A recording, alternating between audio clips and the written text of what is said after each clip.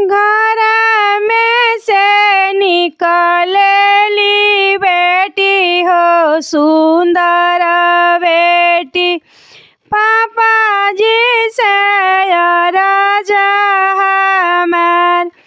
घर में से निकलेली बेटी हो सुंदर बेटी, पापा जी से राजा हमार। कवनहीपुर से बाबा आवे राजा, मांगेले धियावा तोहार। कवनपुर से आवेले राजा, मांगेले धियावा तोहार।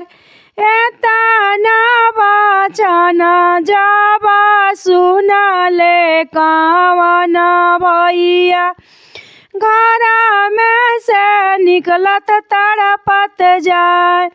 घर में से गरजत तड़पत जाए। हाथवा में ले ले भैया धनुष ही बड़वा, मुहावा ही खइले ही पान।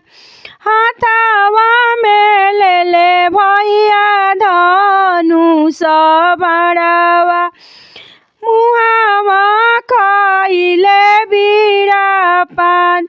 एही धनुष हम मारब राजा, मांगेले बहिनी हमार। एही बाण हम मारब ही राजा, मांगेले बहिनी हमार। घर में से निकलेली बहिनी हो दुलाराई तीन बहिनी, भैया से राजा हमार। घर में से निकलेली बहिनी हो दुलाराई तीन बहिनी, भैया से राजा हमार। जानी भैया मार कवनपुर के राजा, उनके घरे होइहे हमर बास।